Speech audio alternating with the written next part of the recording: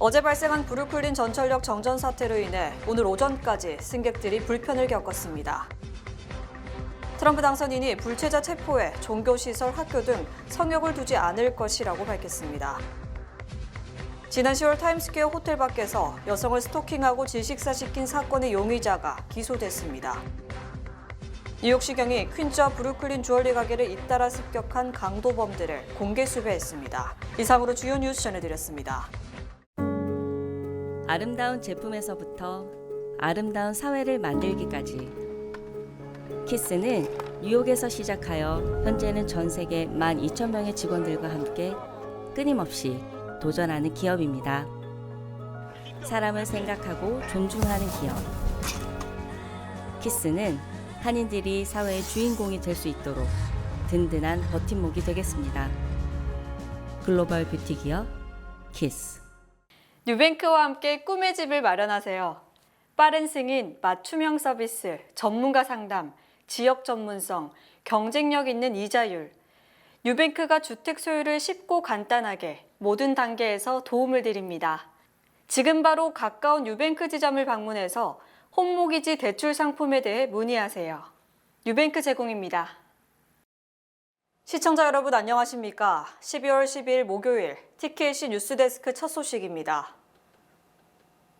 어제 발생한 정전 사태로 다운타운 브루클린의 일부 전철 운행에 차질이 생겨 4명의 승객이 부상을 입고 수천 명의 승객들이 운행이 멈춘 전철에서 탈출해야 했습니다.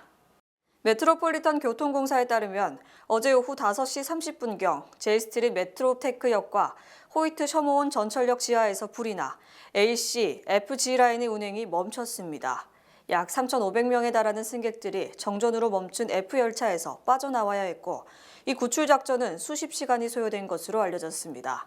나머지 AC, G 라인 열차는 잠깐 멈춘 뒤 다시 전력이 돌아왔다고 전했습니다. 뉴욕시 소방국에 따르면 4명의 승객이 경미한 부상을 입었고 그중 3명은 병원 치료를 거부, 1명만 병원으로 옮겨졌습니다. 정전 사태는 어제 저녁 8시 15분경 해결됐지만 오늘 오전까지 ACF 라인은 정상 운행에 차질을 빚었습니다. 또 북단행 EFG 전철은 인근 제이스트리트 메트로테크역의 유지보수 공사로 인해 지연 운행됐습니다. 한편 MTA는 정전 사고 원인을 조사 중에 있다고 밝혔습니다. 트럼프 당선인이 취임 첫날부터 대대적 불체자 추방에 나설 것으로 예상되는 가운데 이른바 신성 불가침 지역으로 인식돼온 종교시설, 학교 등에도 진입, 체포에 나서기로 했습니다. 트럼프 정권 인수팀은 트럼프 당선인 취임과 동시에 교회 예배당 등 종교시설과 학교, 병원, 장례식장, 결혼식장 등 이른바 민감한 장소에서의 불체자 체포 자제 정책을 폐지할 것이라고 밝혔습니다. 이는 그동안 불체자들이 교회, 학교 등으로 도피할 경우 교회 등으로 진입하지 않고 건물 밖에서 기다리다가 체포하는 정책을 택했지만 트럼프 행정부는 그 어떤 장소든 예외 없이 체포에 나선다는 겁니다. 특히 장소 제약 없는 불체자 체포는 트럼프 일기 고위 공직자들이 작성한 정책 공약집 프로젝트 2025에 포함된 것으로 취임 즉시 이 같은 조치를 취할 계획입니다.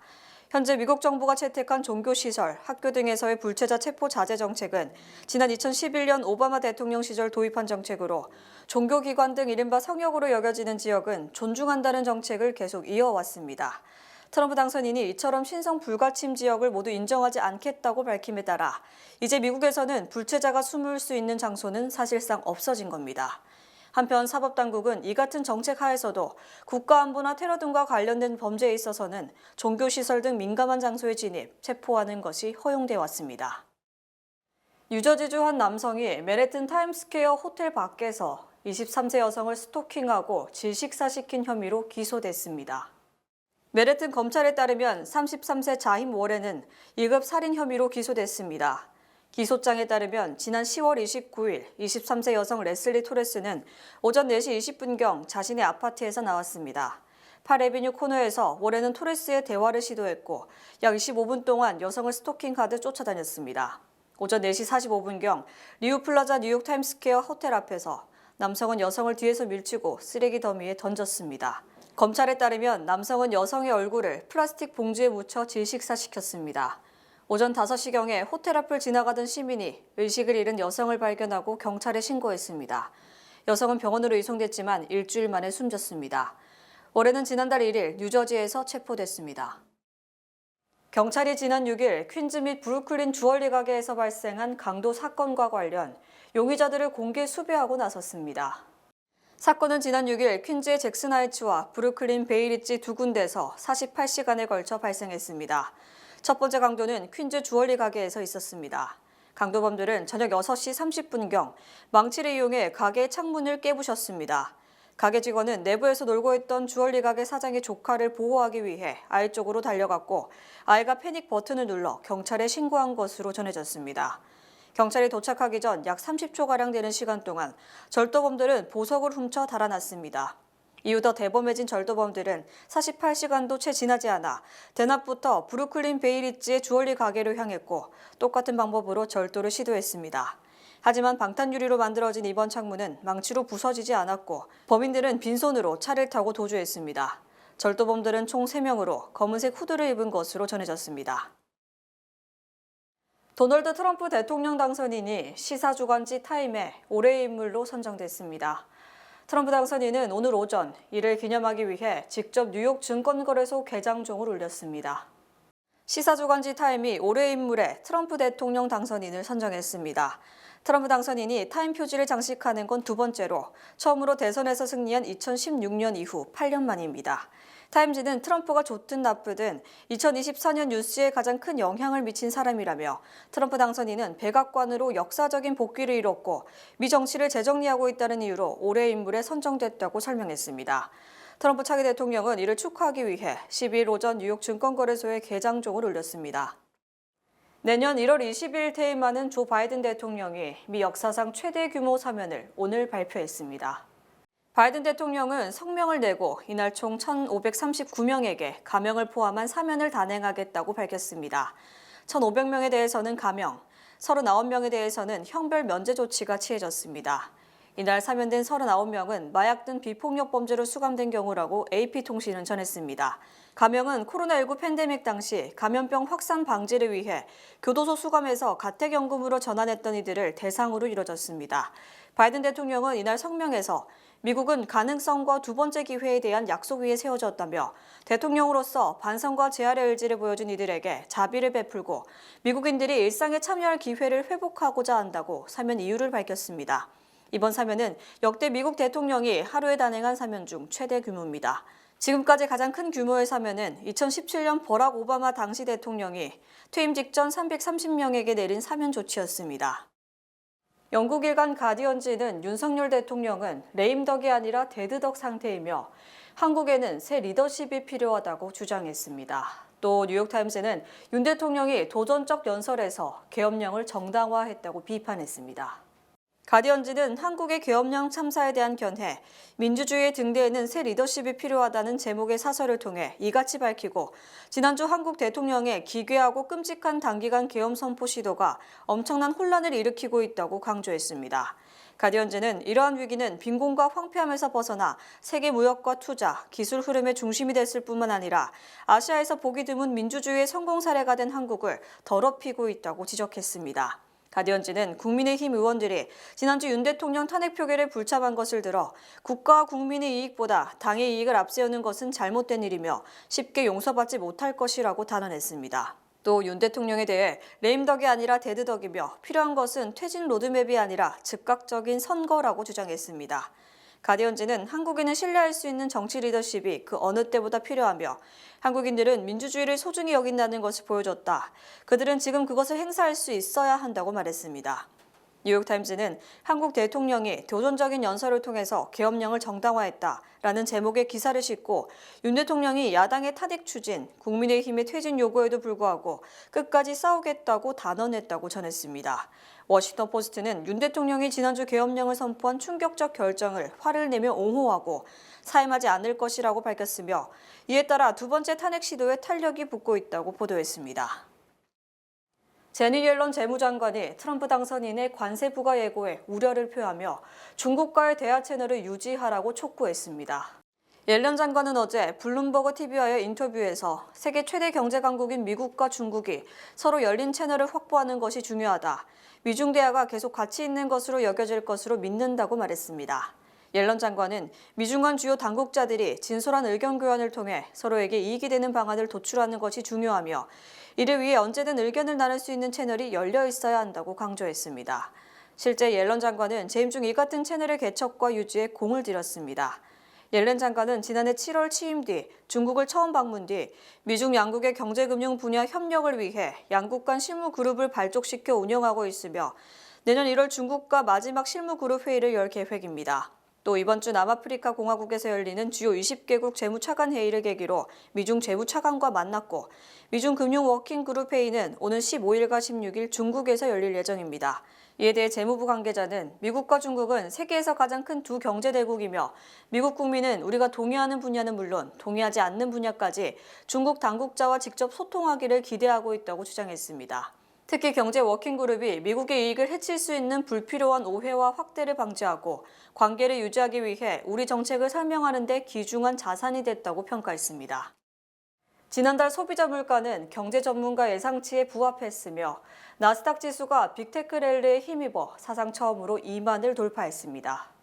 연방노동부는 지난달 소비자 물가지수가 지난해보다 2.7% 올랐으며 변동성이 큰 에너지와 식품을 제외한 근원 소비자 물가지수는 1년 전보다 3.3% 상승했다고 발표했습니다. 이는 지난 9월 2.4%, 지난 10월 2.6% 등 최근 2개월 상승치보다 높은 것이지만 다우존스가 집계한 전문가 예상치에 부합하는 겁니다. 이에 대해 경제 전문가들은 지난달 소비자 물가지수와 연준 금리 전망에 대해 상반된 견해를 밝히고 있습니다.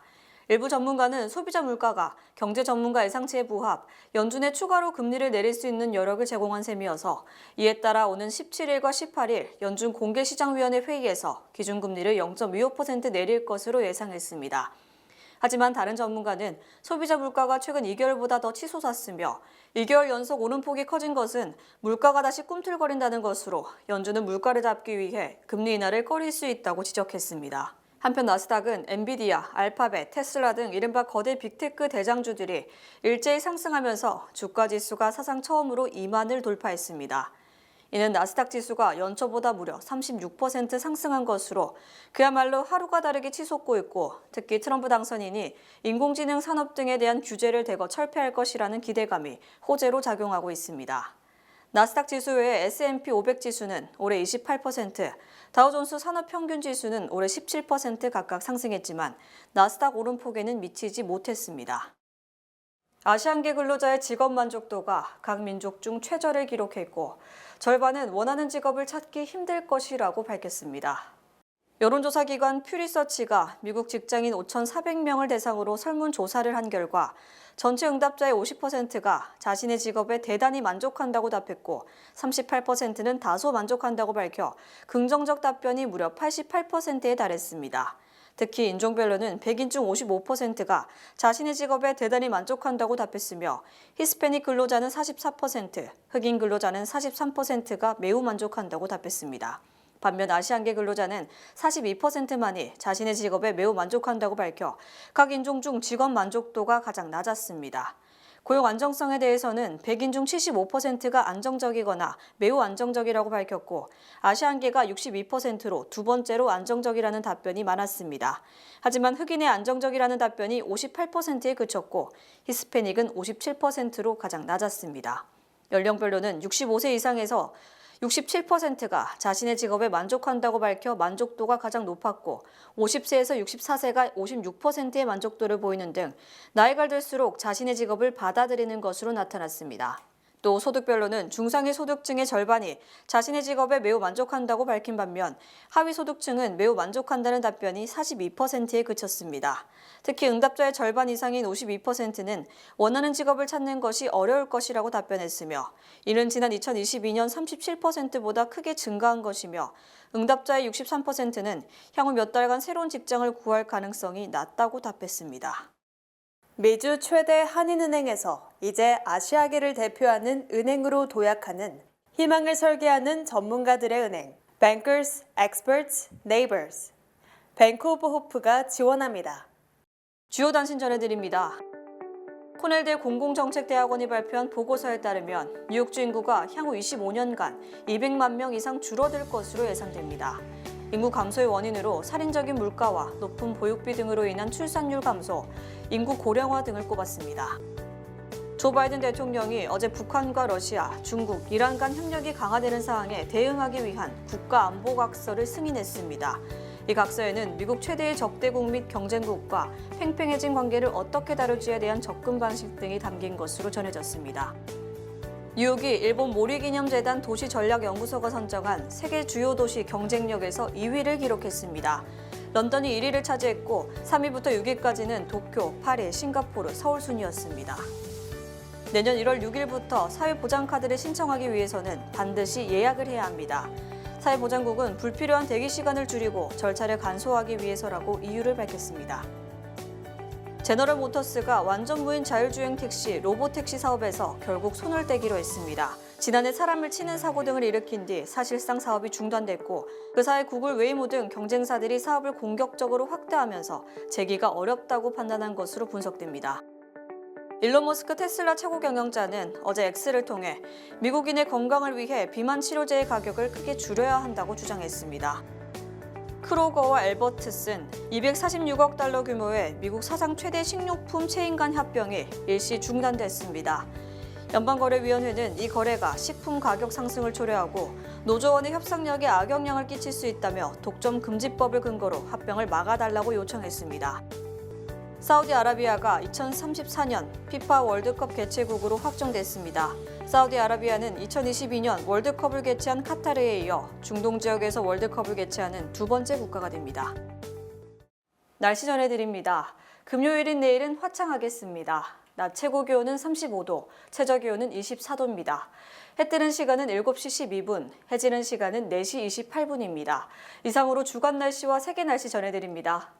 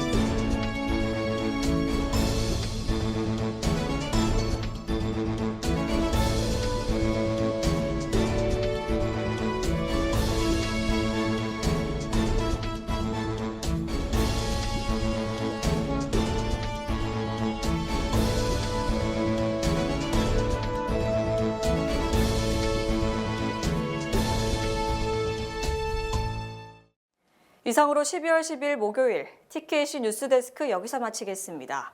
시청해주신 여러분 고맙습니다.